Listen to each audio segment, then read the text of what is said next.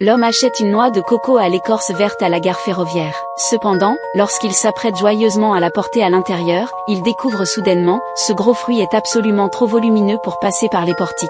Une atmosphère gênante s'installe immédiatement. Pour masquer son embarras, il feint le calme en disant à la jolie femme à côté de lui, « En réalité, on peut tout à fait apporter des noix de coco à l'intérieur, j'ai déjà réussi plusieurs fois. » Pourtant, l'expression légèrement froncée de la jeune femme démonte sans pitié son mensonge. L'homme blessé dans son orgueil décide de prouver ses dires par l'action. Il tente d'abord de forcer le passage à travers l'interstice des barrières, mais la fente étroite ne peut même pas accueillir la moitié du fruit. Il serre les dents, pousse avec force, arrive même à coincer son pied contre la barrière pour prendre appui, mais la noix de coco reste immobile, se moquant cruellement de ses efforts vains. Un monsieur d'âge mûr qui assiste à la scène rit déjà aux éclats, ajoutant même moqueur. Le vendeur avait bien dit qu'il fallait boire avec une paille, mais non, il a fallu qu'il refuse, prétendant que les pailles sont mauvaises pour la santé. Les moqueries de la foule n'ont pas raison de sa détermination, elles ravivent même son obstination. Il continue sa lutte acharnée contre le fruit, trempé de sueur, refusant toujours de capituler. Une heure entière s'écoule finalement, épuisé, il lâche prise avec regret, admettant sa défaite.